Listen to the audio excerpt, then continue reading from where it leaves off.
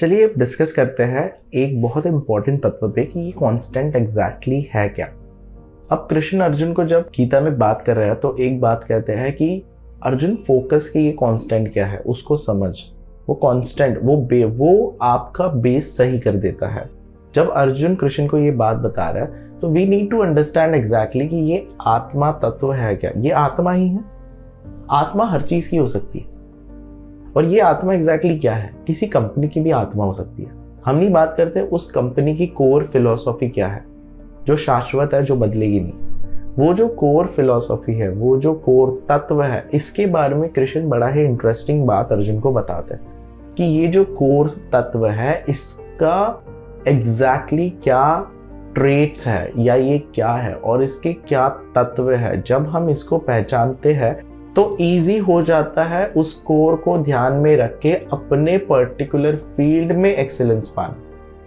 जब भी मैं ये बात करता हूं तो इसका मतलब क्या है, हमारा वैदिक फिलॉसफी, मतलब हम जो ये चैनल बना रहे हैं वैदिक मिस्टी, ये कंप्लीटली सिर्फ और सिर्फ श्रीमद् भगवद गीता के मीनिंग्स के ऊपर नहीं है। तो वो जो कोर फिलॉसफी है या वो जो तत्व है उसको ध्यान में रख करके कर्म करना बड़ा इंपॉर्टेंट है। तो अर्जुन को कृष्ण पहले तो वो फिक्स और वो जो कांस्टेंट जो है उसके बारे में जो ज्ञान दे रहा है।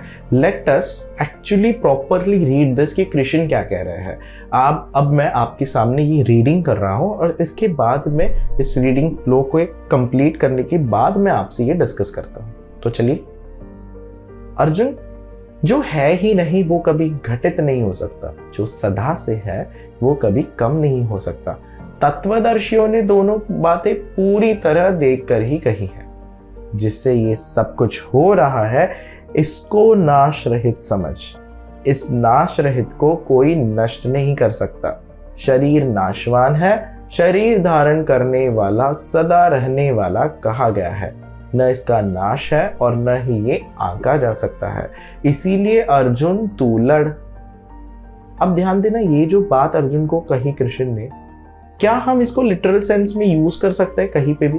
Let's talk about a corporate field, क्योंकि यहाँ पे एग्जांपल देना बड़ा मुझे इजी हो जाएगा। जिससे यह सब कुछ हो रहा है वो कोर फिलॉसफी जो है, इसको नाश रहित समझ।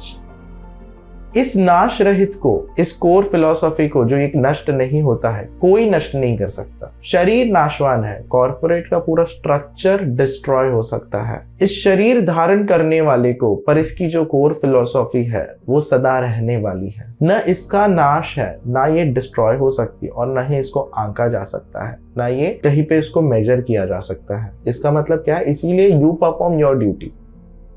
क्यों कह रहे हैं कृष्ण? किसी भी कॉर्पोरेट में एक कंपनी है, उसकी कोई फिलॉसफी है, कोर फिलॉसफी है। अगर कल को कंपनी रहे या ना रहे, बट वो कोर फिलॉसफी तो रहने वाली। अटल बिहारी जी का बहुत ही सुंदर सा डायलॉग मुझे इसके ऊपर याद आता है। सत्ता का खेल तो चलेगा, सरकारें आएंगी जाएंगी, पार्टियां बनेगी बिगड़ेंगी, मगर ये देश रहना चाहिए। इस देश का लोकतंत्र अमर रहना चाहिए। सरकार आएगी जाएगी पर ये देश रहना चाहिए, भारत रहना चाहिए। यहाँ पे जब ये बात कर रहे हैं ना, दो चीजों की बात कर रहे हैं। भारत भूमि जो कांस्टेंट है, भारत के जो तत्व है, मतलब भारत की जो कोर फिलॉसफी है, ये कायम रहनी चाहिए। सरकारें तो आएंगी और जाएंगी क्योंकि शरीर आएगा और जाएगा, पर जो कोर है, जो फिक्स है, अगर उसके ऊपर ध्यान करेंगे तो इजी हो जाता है सेल्फ एक्सीलेंस को पाना। उस कोर फिलॉसफी को ध्यान में रख के उस कांस्टेंट को पाना जो इसे मारने वाला मानता है और जो इसे मरने वाला मानता है, वो दोनों ही सच नहीं जानते अर्जुन। यह न तो मारता है और न ही मारा जाता है। एक व्यक्ति दूसरे व्यक्ति को मार ही नहीं रहा है। ऐसी ही बात अर्जुन को कृष्ण कह रहे हैं कि एक आत्मा रूपी व्यक्ति, ये जो आत्मा है, ये जो कोर फिलॉसफी, इसको कोई मार नहीं सकता।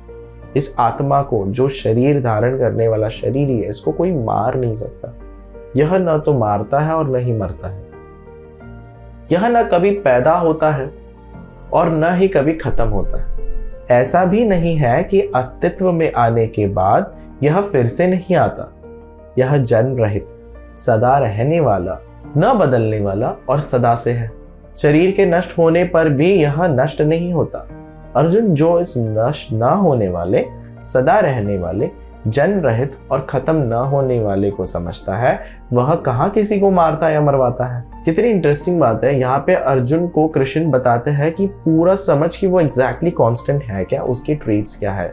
इसके accordingly you can decide what is constant in anything, not just हमारे शरीर में वो एक शरीर ही जो है, but other than this anything, कहीं पे भी तू इसको यूटिलाइज कर सकता है। जैसे आदमी पुराने कपड़ों को बदल कर दूसरे नए कपड़े धारण करता है, वैसे ही यह शरीर को धारण करने वाला पुराने शरीर को छोड़कर अन्य नए शरीर को धारण करता है। हथियार इसे छेद नहीं सकते, आग इसे जला नहीं सकती, पानी इसे गला नहीं सकता और वायु इसे सुखा नहीं सकती।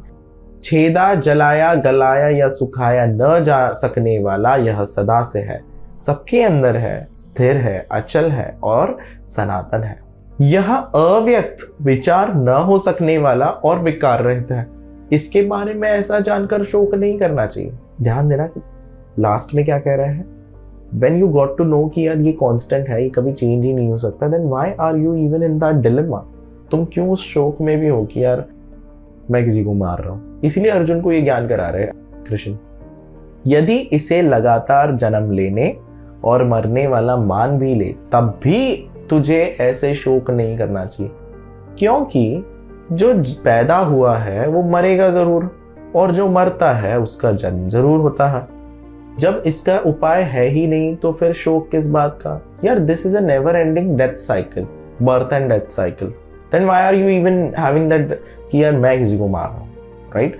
इसीलिए अर्जुन को ये बात समझाने की एग्जैक्टली कांस्टेंट क्या है, ये बड़ा इंपॉर्टेंट था। सभी प्राणी जन्म से पहले अव्यक्त थे, अनमैनिफेस्टेड फॉर्म में थे, फिर पैदा होकर बीच में व्यक्त हो जाते हैं, फिर वो मैनिफेस्ट हो जाते हैं थोड़े टाइम के लिए, बीच में बता रहे हैं भगवान, फिर मरने के बाद अव्यक्त हो जाते हैं, वापस से अव्यक्त हो जाते हैं। इसमें दुखी होने का क्या मतलब? जब इस बात को आप समझ रहे हो तो इसमें दुखी होने जैसा क्या है? कोई इसे हैरानी से देखता है, कोई हैरान होकर वर्णन करता है, कोई हैरानी से सुनता है और सुनकर भी इसे जान नहीं पाता। शरीरों में स्थित शरीर को मारना संभव नहीं है। इसीलिए सभी प्राणियों के लिए तेरा शोक करना ठीक नहीं है। ये जो डिलेमा था ना अर्जुन का कि वो मार रहा है लोगों को तो वो पाप करेगा। एक्चुअली अर्जुन को कृष्ण ये बात बता रहे हैं कि देख भाई, तू नहीं मार रहा, एक तो तू अंडरस्टैंड कर कि तू जिस चीज को मारने की चाह रहा है या जो तू सोच रहा है कि तू इसको मार डालेगा, एक्चुअली वो नष्ट ही नहीं होने वाला। तो basically you are not performing any paap karma. Arjun के मन में तो यही है ना, तो वो किसको मार रहा है तो वो उसको पाप लगेगा। पाप की डेफिनेशन भी अलग है, ये आने वाले चैप्टर्स में हम देखेंगे। पर अभी के लिए ये समझ लीजिए कि कृष्ण ने अर्जुन को एक जगह पे हुक कर दिया कि ये समझ कि ये कांस्टेंट है, इसको पकड़ ले। जब अब तू इसको पकड़ लिया तूने, तो नेक्स्ट आता है कि अब तूने क्योंकि इस कांस्टेंट को पकड़ लिया तो इसको हुक कर ले। इसको हुक कैसे करेगा? तो तू जब जानेगा कि तेरा परफॉर्मिंग ड्यूटी क्या है, तो इससे तू इस चीज को हुक कर पाएगा।